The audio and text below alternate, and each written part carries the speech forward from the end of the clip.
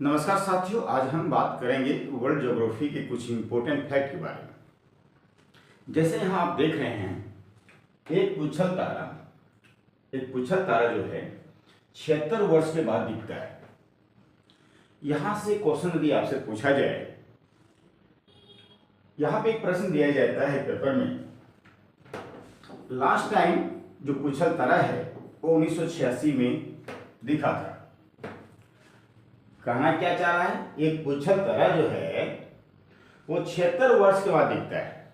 76 वर्ष के बाद दिखता है, तो लास्ट टाइम 1986 में दिखा था। अब यह पुच्छल तारा कब दिखेगा? तो आसान क्वेश्चन है, इसमें आप लोग क्या करेंगे, 76 वर्ष इसमें जोड़ देंगे, तो क्या हो गया 2062। 2062 में यह पुच्छल तारा जो है वो दोबारा दिखेगा। ठीक है, अब बात करते हैं पुच्छल तारा होता है क्या है, इसको समझते हैं। यहां पे देखिए, धूमकेतु या पुच्छल तारा जो है एक ही बात है, इंग्लिश इसको कॉमेट कहते हैं। कहता आकाश में धूल, बर्फ और गैसों से निर्मित पिंड। ओके, क्या कहता है, आकाश में धूल भी है, बर्फ भी है, गैस भी है। ओके, इससे बना हुआ जो निर्मित पिंड है सूर्य के पथ पर और नियमित परिक्रमा करते हैं। जैसे मान लीजिए सूर्य, ठीक है, इसके परिक्रमा चक्कर लगा रहे हैं, लेकिन नियमित नहीं, और नियमित परिक्रमा करते हैं। फिर कहता है जब कोई धूमकेतु सूर्य के नजदीक पहुंच जाता है, जब कोई धूमकेतु सूर्य के नजदीक पहुंच जाता है। अब धूमकेतु क्या है, यहां पे क्या लिखे हुआ, धूमकेतु धूल, बर्फ और गैसों से निर्मित पिंड को ही धूमकेतु कहा जाता है। समझ गया?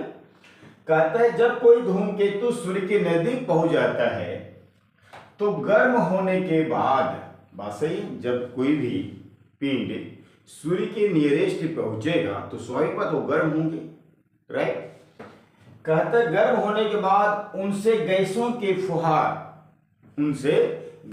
फुहार जैसे निकलने लगते हैं, जिससे गैसों जैसे फुहार निकलने लगते हैं, जिससे पूछ जैसी संरचना का निर्माण होता है। यहाँ पे क्या लिखा, पूछ जैसी संरचना का निर्माण होता है, उससे ही पुच्छल तारा कहा जाता है। पुच्छल तारा कहा जाता है। समझ आ गया? चलो, उसके बाद कुछ इंपॉर्टेंट फैक्ट हो रहे हैं। यहां पर लिखा उल्काश्म क्या होता है, उल्का पिंड क्या होता है। आपको पता चल गया आकाशीय पिंड क्या होता है। आपको ये पता चल गया कि आकाशीय पिंड क्या होता है। ठीक, आकाशीय पिंड क्या होता है तो आपको पता चल गया कि जब आकाश में, ठीक है, धूल गैस से बनी आकृति, ठीक है, धूल गैस बादल से बनी आकृति को हम लोग पिंड कहते हैं। ठीक है, और आकाश में है तो उसको आकाशीय पिंड कहेंगे। ओके, तो यहां पे कहता है उल्काश्म क्या कहते हैं, जो उल्का कहिए, जो पिंड की बात बराबर है, उल्का इक्वल टू पिंड, दोनों एक ही बात है। पृथ्वी पर पहुंचने से पूर्व ही जलकर राख हो जाती है, उसे ही उल्काश्म कहते हैं। ठीक है, एक ऐसा आकाशीय पिंड जो पृथ्वी तक पहुंचने से पहले ही वो जलकर राख हो जाती है, उसे ही उल्काश्म कहते हैं, या उल्का पिंड। अब ये देखिए उल्का पिंड क्या होता है, जो उल्का मतलब वही पिंड चट्टानों के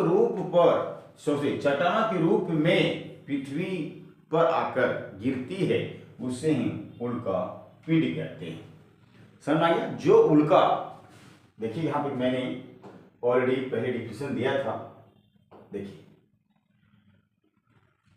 जो धूमकेतु के बारे में बताया, आकाश में धूल, बर्फ और गैसों से निर्मित पिंड, ठीक है, धूल, बर्फ और गैसों से, धूल, बर्फ और गैसों से बनी जो आकृति या जो पिंड होता है उसे ही आकाशीय पिंड कहते हैं। तो यहाँ पे क्या था, तो उल्काश आपने समझा, उल्का पिंड भी समझ में आया। लास्ट में हम बात करेंगे इसका, ठीक है, टूटता हुआ तारा का। ठीक है, टूटता हुआ तारा क्या है इसको समझ लेते हैं। जब उल्का पृथ्वी के वायुमंडल में प्रवेश करती है तो गैसों से होने वाली घर्षण, आपको पता है कि वायुमंडल में बहुत सारी गैस पाई जाती है, तो गैसों से होने वाली घर्षण के कारण अग्नि प्रज्वलित अवस्था में दृष्टिगत का मतलब होता है कि दिखाई पड़ना, दृष्टिगत मतलब दिखाई पड़ना, तो उसे ही टूटता हुआ तारा कहते हैं। तो टूटता हुआ तारा समझ में आ गया। जब उल्का मतलब उल्का किसे कहते हैं आपको पता चल गया। ठीक है, पृथ्वी के वायुमंडल में प्रवेश करती है, पृथ्वी के वायुमंडल में प्रवेश करेगी तो गैसों से होने वाली घर्षण के कारण अग्नि प्रज्वलित अवस्था में दृष्टिगत होते हैं, तो इसे हम लोग टूटता हुआ तारा कहते हैं। आपने कई बार जब देखे होंगे लाल लाल आकाश में लाल लाल दिखाई पड़ने लगता है तो इसको कहा जाता है टूटता हुआ तारा। क्यों हुआ, कैसे हुआ, क्या प्रक्रिया है, आपको पता चल गया। जब कोई भी आकाशीय पिंड जब वायुमंडल में प्रवेश करती है, जब वायुमंडल में प्रवेश करती है तो उसमें जो विभिन्न प्रकार गैस है उससे घर्षण होता है। घर्षण होने की वजह से जो वो अग्नि के रूप में प्रज्वलित दिखाई पड़ने लगता है। ठीक है, जिसे हम लोग टूटता हुआ तारा कहते हैं। ये समझ में आ गया। चलिए अब लास्ट हम लोग बात करते हैं एस्टेरॉयड के बारे में। ठीक है, क्षुद्र ग्रह के बारे में। तो इससे एक क्वेश्चन पूछा जाता है कि जो क्षुद्र ग्रह है किन दो ग्रहों के बीच में पाया जाता है। ठीक है, तो याद रखिएगा जो एस्टेरॉयड है वो मंगल, मार्स एंड बृहस्पति, मंगल एवं बृहस्पति ग्रहों के बीच में पाया जाता है। जुपिटर एंड मार्स ग्रहों के बीच में एस्टेरॉयड पाया जाता है। तो एस्टेरॉयड जो है ये भी सूर्य के चारों ओर जो है परिक्रमण करते हैं। ठीक है, लेकिन ये एक बार कहा जाता है कि इस भारत में, हमारे भारत में, ठीक है, एस्टेरॉयड जो है क्षुद्र ग्रह जो गिरा है वो किस स्टेट में गिरा है, तो याद रखिएगा हमारे प्यारे बच्चों, महाराष्ट्र में गिरा है। कहाँ गिरा है, महाराष्ट्र में।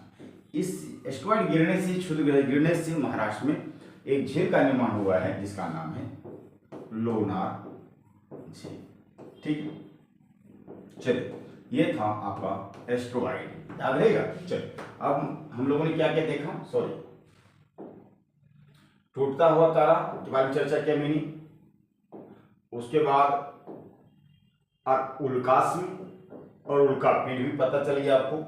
उसके बाद हमने धूमकेतु, पुच्छल तारा, यहां से हम लोग स्टार्ट किया था और लास्ट में यह था आपका एक पुच्छल तारा जो है 76 वर्ष के बाद दिखता है, याद रहेगा। चलिए इसी तरीके से आपके पास जो छोटा छोटा वीडियो जाते रहेगा। मेरे प्लेटफॉर्म का नाम है अध्ययन IAS, दिल्ली मुखर्जी नगर से। यदि आपको हमसे संपर्क करना हो तो 9871393996 मेरा कॉन्टैक्ट नंबर है। फिर मिलते हैं नेक्स्ट क्लास में। Thank you so much.